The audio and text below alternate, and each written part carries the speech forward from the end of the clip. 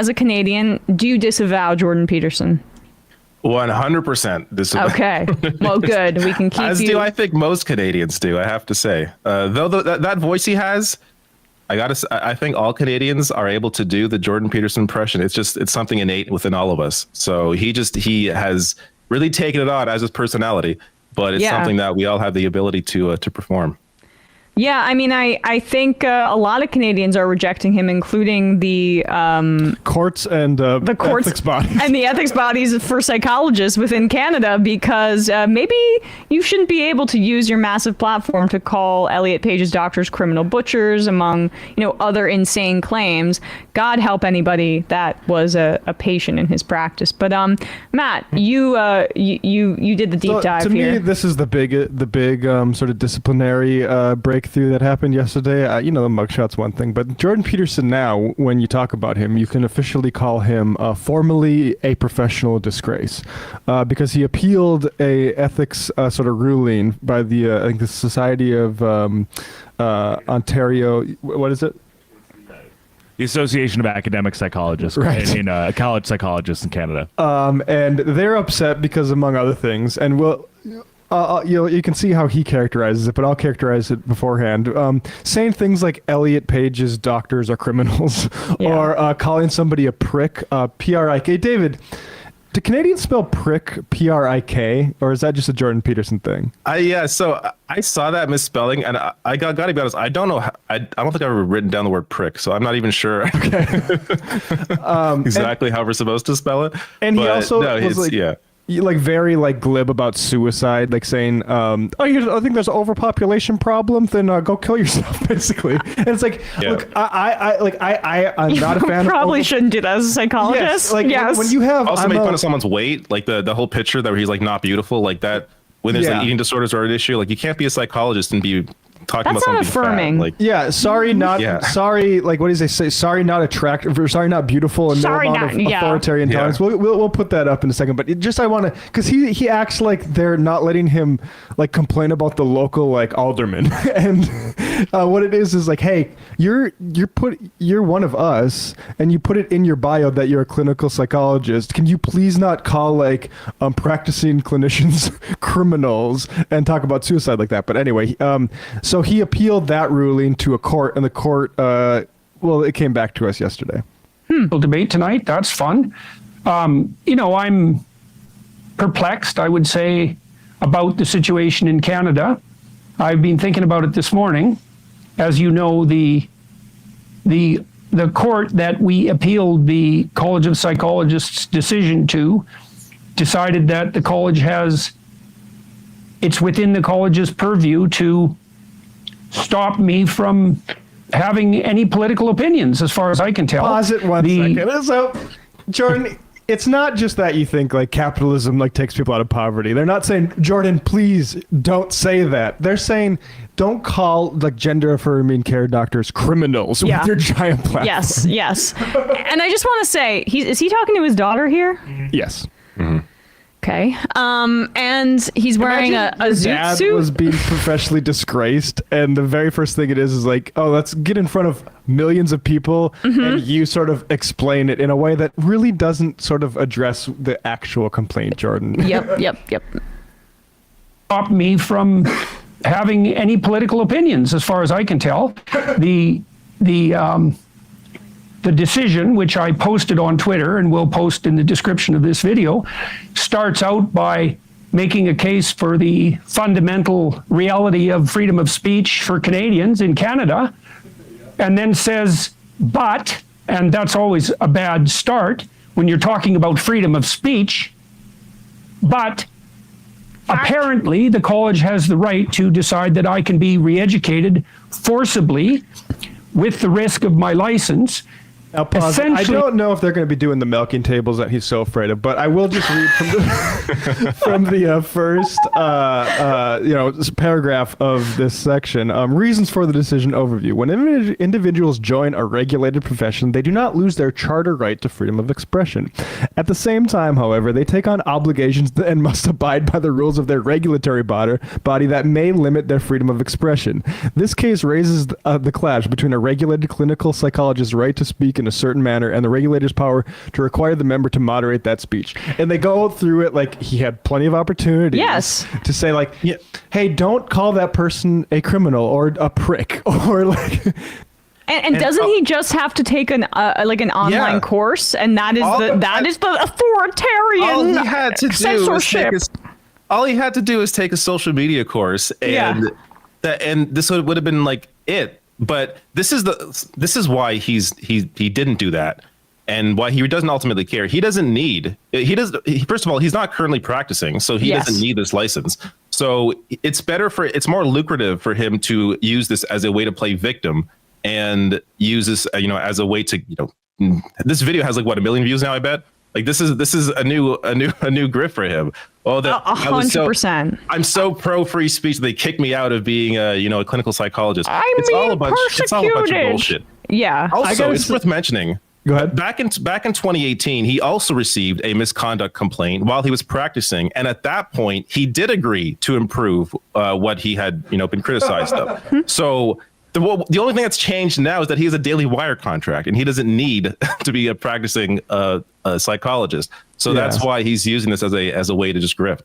It's a little, exactly. It's a little bit of a burden on him now. But I gotta say, like, I do think this is short-term thinking. I think like quarterly profits thinking, because. Like when Joe Rogan has him on, he's like, this guy is a clinical psychologist. That is like part of the biography. I don't know if you're just a podcaster now. But they bump up against the actual practical realities of what they do, right? In the sense that like you can only do this for so long. It's the same thing with Dave Rubin being a classical liberal. Once you get to a natural endpoint, you have to abandon it. And the cash cow goes away at that point because you're branding as this intellectual that's going to say what you want to, what the left doesn't want to hear. That goes away when people realize actually you're a lunatic and you don't even have a license anymore. Yeah, and it's not just the left. It's like professional ethics bodies, which are very not like, they're not actually concerned that you like have these absolutely abhorrent retrograde views on like trans affirming care. They just don't want you to advertise it publicly. Yes. Yeah. Like that's why it's not like re-education. It's like social media training. Yeah, they're afraid of him undermining the way that the college looks, like the undermining the regulatory body that oversees it. For him to and he knows all this stuff. He's just playing stupid. Like this is the guy is completely like his tweets. Sometimes like I'll hear of a tweet he did and I go to and it's like that day I go to find it and I have to keep scrolling and scrolling. He's tweeting like every 5 minutes.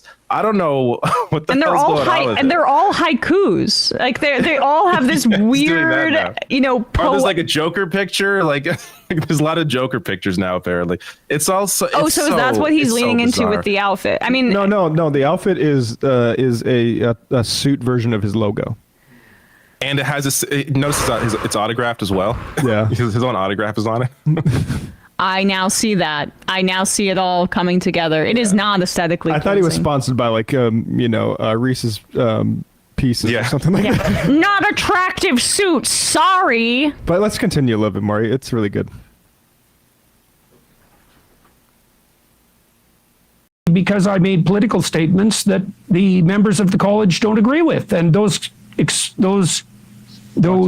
opinions involve two criticisms of Justin Trudeau, one criticism of his chief of staff, one criticism of an Ottawa city councillor, and then my objection on Joe Rogan to the climate apocalyptic fear-mongering that idiot tyrants are foisting on the general population. Now let's go through this a little bit, Bradley. I have a clipped section there, or if you can go pick up the PDF, there's a section numbering the actual complaints about him. And it's not really that, hey, don't criticize like local politicians. It's like, don't call them pricks. And like the thing he says with the Joe Rogan thing is kind of interesting to get into. If you can zoom in, Bradley. That B section there, various comments on the podcast Dr. Peterson made on the January 25th, 2022 appearance on the podcast Joe Rogan Experience. Peterson is identified as a clinical psychologist. See, that's a relevant part. They keep saying like he's identifying himself with this, which is why the body has to be like, hey, tone it down, represent us. And spoke about a vindictive client whose complaint about him was a pack of lies. And then speaking about air pollution and child deaths, Dr. Peterson says, quote, "It's just poor children and the world has too many people on it anyways." Now, Jordan Peterson, that I watched that full context, and Jordan Peterson is summarizing what he suggests as the population there's too much people on the. He says like that's not true. The thing that's quoted that he says there, he actually later says it's not true, but he can't get into that, which is kind of a misquote of him, because this entire thing is not really that he's criticizing climate policy. It's that he is telling people to kill themselves Yes. if they believe in overpopulation, which as a clinical psychologist, not something you like can do. I'm sorry. Like, even if I agree that like, I don't like overpopulation stuff. I think it's like Malthusian, whatever, right? Like I personally as a podcaster wouldn't say, hey, go kill yourself. Yes. For that. Yeah. And I am not, I'm not like psychologist. a clinical psychologist. Yeah. Yeah, well, we have like a responsibility when you have a platform and how to use that platform. Like he'll claim that he's being targeted because he's Jordan Peterson and saying these things. The reality is the reason why this is a problem is because of the platform that he has. And even so, during the initial complaint, there was one of the psychologists came out and said, if I had done a quarter of the things that he said, I would be questioned. Like my license would be taken away. And that's someone who isn't well known, right? So you have somebody who. You magnify that times a million with someone like Jordan Peterson. It's even more important to deal with this because of the focus that is on him as this public figure. Yeah. And just another one, lest you take his like, oh, they won't let me criticize the local politicians. A tweet on February 19, 2022, in which Dr. Peterson commented that Catherine McKenney, an Ottawa city councillor who uses they, them pronouns, was a, quote, appalling, self-righteous, moralizing thing. Oh, yeah. So it's like, bro, like, you're engaging in like active dehumanization. I'm sorry for doing politics. Right. Like, yeah. And he still has the 100% right to engage in this in a capacity that is not as a clinical psychologist. If he Exactly. wants to rip up and resign from his post or make sure that it's publicly clear that he's no longer acting in that capacity. But that undercuts him from a financial perspective and the branding that he's been putting forward as this faux intellectual. Should we keep going? Yeah, we should. Yeah. Mongering that idiot tyrants are foisting on the general population. Foisting. Now, apparently that makes me unprofessional and a disgrace to the profession, such that I am now going to be required, the college can go ahead with this, to put me into a re-education program with their so-called social media experts.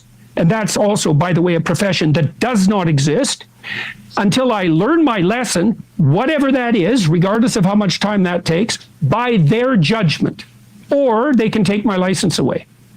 And so the court says, well, of course you have freedom of speech, Dr. Peterson, but because you're a professional, you're bound by your professional organization. And apparently they're not bound, even though they're a government organization, fundamentally. Apparently they're not bound by that fundamental constitutional axiom. And so that shows you all you. They're not. It's not like they're free speech that they're doing, where they're like, they can decide what their ethics are and who they're allowed to have represent them publicly. That, like, I don't know what he's saying. Like, well, you guys get to have free speech by saying I'm a freak that has bad opinions, but I don't get allowed to have free speech. That's a hypocritical. Yeah. Yeah, they have different standards than, just general free speech in Canada. Like he can still go on and say whatever dumb shit he wants on Twitter. He just doesn't get to call himself a clinical psychologist. It's pretty simple. And this is, again, he knows all this, and he is simply using this as a jumping off point, because all he has to do is take this course, but he does not want to change how he behaves online. I think that's the most important point here, is that even if he took the course, he's not going to change. And he realizes at some point it's going to be taken away anyways. I'm sure somewhere, but maybe it's in his contract for the Daily Wire, where you have to, keep up this sort of this sort of persona that he's developed for himself. And Twitter is a main part of that. So he has to tweet this dumb shit all the goddamn time. Otherwise, he's not fulfilling whatever contract he has. And this is kind of like full circle for him, because he came onto the scene with that sort of like freak out that's saying, I'm going to be gulagged unless I, bow down to the trans gods. And it turned out that didn't happen. He's been free ever since then. Yeah. And the only issue he's had is with professional ethics organizations, and not like the police. police. And everything's a re-education for him. I mean, the amount of victimization that he ascribes to like his very existence is just hilarious to me. I would love, like, you know, when I started here, I had to take like the New York State sexual harassment training, and oh my God, that was a half hour, Re-education. 5 minutes out of my life. I was put into a re-education camp where I had to take a little quiz questions on the internet to say that I wouldn't, you know, comment on the physical physique of my coworker. That's a re-education camp, according to him. He's so flimsy and weak, like he could blow away like a leaf in the wind. That's just how fragile that dude's ego is. Is there more? Of course. Good. Canadians who are listening, and everyone outside of the country who might be the least bit interested in Canada, that shows you exactly what our bloody Constitution is worth. And if Canadians are so daft that they don't think that that's a problem, well, they're going to figure it out over the next 15 years, because It's a long time. there's absolutely no excuse for this. So that's what I'm thinking. Now, there's part of me that's thinking, well, look, Peterson, the College of Psychologists is after you. You've taken it to court. Now the judges have decided that you're wrong. Maybe you're wrong. And I think, well, I expressed political sentiment and I'm actually informed. And so for the life of me, I can't see how I'm wrong. That person is a I think prick. I have a responsibility to say what I think, and I think many people agree with that. And I think the fundamental consequence of that around the world has been massively beneficial to people. Oh my God. So I think, number one, what the hell? And number two, bring it on and see what happens. Because I will make absolutely every bit of this public in a way that the college and the courts can hardly even imagine. Oh, all right. Pause it for a We'll second. see who cancels who. His Jesus complex is unreal. Go to section my God. 16 here in this PDF that so this is what it says. On September 6, 2022, Dr. Peterson rejected the ICRC's proposal. In a lengthy letter to the college, Dr. Peterson acknowledged that his various social media platforms he utilizes requires careful attention to and care to be used appropriately, and that he had already implemented a solution to respond to the college's concerns. Okay, so what are these solutions that he's referring to? Which included modification of the tone of my approach. Dr. Peterson said that he had surrounded himself with people to help him monitor his public communications and provide him with continual feedback as to the appropriateness of tone and content of what I am purveying. These people included, Dr. Peterson said, his expert editorial teams at Penguin Random House, which publishes his books, members of his immediate family who work professionally with me, so his daughter. Who he can't be honest with about actually the complaints. He can't be like, oh yeah, they're mad I called that guy a prick and called that one counselor a thing and said Elliot Page's doctors were criminals. And a very wide network of expert thinkers from the world of theology, psychology, politics, and business. Ben Shapiro. And people have also like interpreted this as him saying it's his Twitter followers. And then this is his exact quote. I would say then in my defense that I have already undertaken the remediation of my actions in a manner very much akin to what has been suggested by the ICRC, and have done so in an exceptionally thorough and equally exceptionally public and transparent manner, and would like to therefore submit to the ICRC that I have already and plan to continue to atone for what are no doubt my multiplicity of sins in relation to my interaction with the public audience that I have privilege to serve. So like, I'm not sure what remediation he's referring to there, except for him saying that he like has spoken to his publisher, his daughter, and has engaged in Twitter discourse, which counts as remediation within the context of the College of Psychologists of Ontario. It's just, I mean, dude, just give it up already. Yeah, and it's funny, like he's never really wanted to he like Elon let him back in despite the Elliot Page thing. But IRC concerns, this is from section 71. The IRC's concerns with Dr. Peterson addressing Elliot Page as quote her and by their prior name, as well as calling a city councilor a thing and a doctor a criminal. Like, bro, be honest with your daughter, bro. How can you come here and say they won't even let me, criticize the local levies that they're like? Be honest with why you're being criticized. Yes. It is not political opinions. It's not you saying even that climate change is a hoax. It's you saying, hey, you believe in overpopulation, go kill yourself. Yeah. Signed, a clinical psychologist. I do wonder how much of this is an act and how much of it he truly believes, because he's clearly worked himself into believing that he is the victim here. Yeah. But, you know, when the doors are closed, when the cameras are off, is he sitting there thinking they're right? Like he's a smart enough guy to know, like he has, especially considering in 2018, he acknowledged he had problems and he tried to change them. It's just he doesn't need that. He doesn't need that license now. So it's a different situation. I got remediated in Russia. Yeah, I mean he the coma totally was me repenting for my sins. I'll meet diet, and you still want me to stop saying these things about doctors. No amount of self-flagellation will be enough for you, authoritarian freaks. I'm also wondering if this is an avenue for him to like hang out with his daughter. Well, that whole thing is just She says, "Hi, Dad. Good to see you," and he's like, "Hi, Mick. What's up?" Actually, we can continue. I think there's a little bit more awkwardness maybe on that front. Because she's like, "Oh yeah, so you're doing okay then?" You not talk off camera. So away we go. So that's how I'm doing. That's how you're doing. Okay, but good. Yeah, but good. You know, I mean, I didn't look. The court decision was worse than I thought it would be. I was already pessimistic. I figured the court would take the coward's way out and basically upbraid the college for procedural inadequacy, because one of the things the college... That's it. Procedural inadequacy. And it turns out the court is like, actually, this procedure was adequate and you need to slow your fucking roll or be done being a clinical psychologist. Yeah, it's very, very reasonable.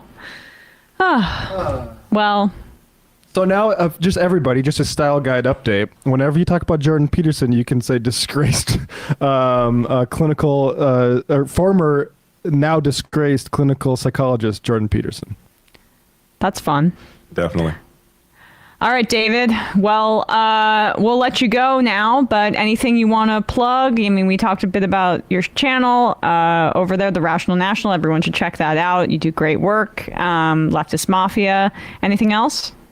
No, that's it. Just therationalnational.com, and that will take you to the YouTube page or therationalnational.com/join. That's the Patreon page. And yeah, every Thursday at 8:30 p.m. Eastern, we do the Leftist Mafia podcast live. Awesome. All right. Well, really appreciate you coming on. Always good to chat with you. Talk to you soon.